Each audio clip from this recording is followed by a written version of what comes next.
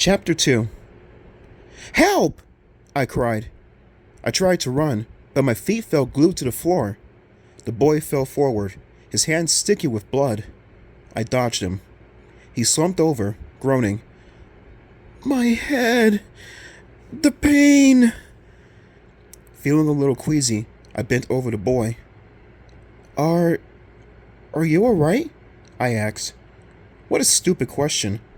Blood trickled down his face. Anybody could see he wasn't alright.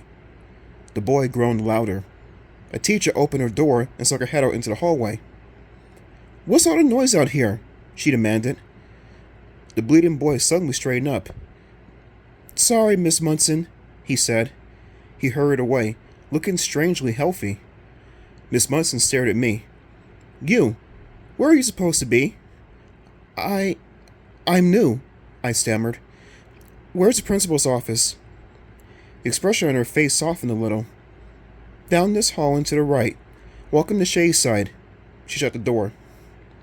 I started for the office. What happened to the bleeding boy? I wondered. I heard a rustling noise, and a tall girl turned the corner and switched toward me. The girl wore a long green dress with a hoop skirt. Her brown hair was tucked under a white lace bonnet. What a weird school, I thought. The girl stopped. Did you see a boy go by? She asked me, with blood coming out of his head. I nodded. What happened to him? The girl laughed. Nothing happened to him. It's a costume.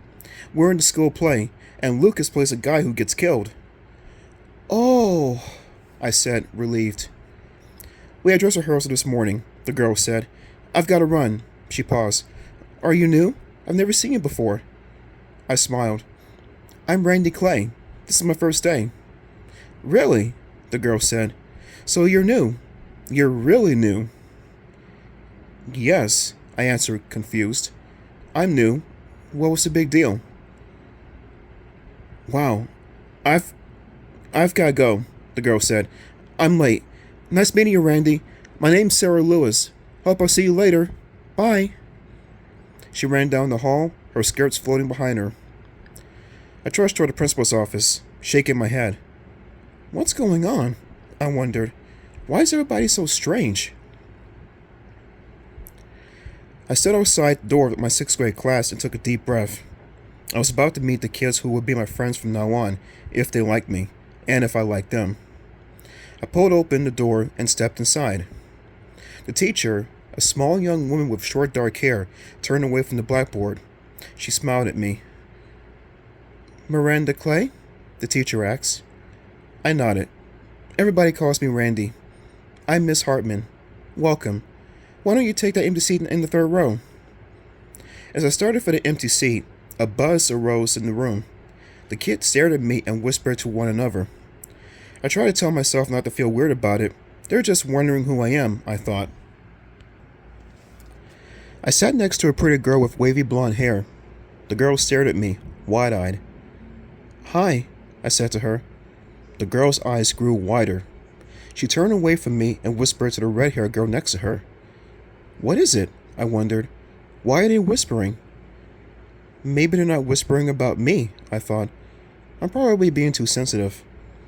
Let's settle down, Miss Hartman called. The whispering gradually stopped. Miss Hartman said to me, You'll be taking final exams during the last week of school. Have you ever taken a final exam before, Randy? I shook my head. Don't worry. No one else in the 6th grade has either. Right now we're going over good ways to study and prepare. It's best not to save it until the last minute.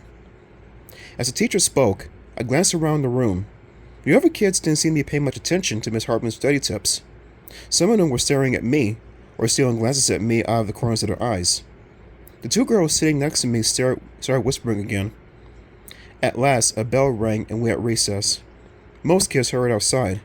A couple of kids nodded to me and said hi. Do you play softball? A girl asked me as we moved to the hall. She was big, with long dark hair and a braid down her back. A tall blond boy stood beside her. A little, I answered. We want to set up a co-ed softball team to play over the summer, the boy explained. He had an easy, friendly smile. I thought it was kind of cute. I'm Megan, the girl added, and this is David. Hi, I said. I'll go to the gym and borrow a bat, David said. Maybe we could hit a few during recess. Let's wait for him outside, Megan suggested. We stepped out into the bright sunlight. A few feet ahead of me, I noticed a blonde girl, Laura, and her friend, Maggie. They turned around, Laura pointing at me. I tried to ignore them, but it bothered me. What's their problem? I wondered. I'll be right back, I told Megan. I hurried inside and ran to the girl's bathroom. Is something wrong with me? I thought. Have I got something stuck in my teeth? Is my hair sticking up? I quickly checked myself out in the mirror. I didn't have a huge pimple on my nose, or big purple blotches on my cheeks, or a sign on my forehead saying, nutcase. Nothing like that. Nothing to explain the way the two girls were behaving. I hurried back outside. Megan had gathered a bunch of kids together for softball. Sarah, the girl I met in the hall, was one of them. David returned with a bat and ball. Why don't you play shortstop? He suggested to me. I always end up playing shortstop. Is there some rule that shortstops have to be short? Anyway, I'm good at it from all the practice I get. Laura and Maggie didn't play softball. They sat on the sidelines and watched. The next day, I saw Sarah standing by the big bulletin board in the hall. She had a pen in her hand and was reading a notice on the board. Hi, I said. What's up? She smiled. Hi, Randy. She pointed at the notice she was reading. I think I might sign up for this. The notice said, volunteers needed to make Pete's birthday cake. Sign your name here. That guy Pete again. I couldn't believe it. People were actually signing up to bake him a cake. What is this? I asked Sarah. Who's Pete? Don't you know? Sarah said. Well... Suddenly I felt a presence behind me. Hot breath on my neck. I jumped and quickly turned around. Sarah turned too. Laura stood there, reading over our shoulders. She'd crept up behind us so silently we didn't notice her until we felt her breath on our necks.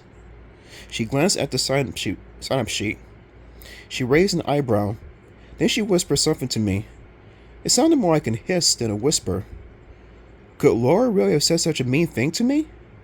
It sounded as if she whispered, "You better watch out."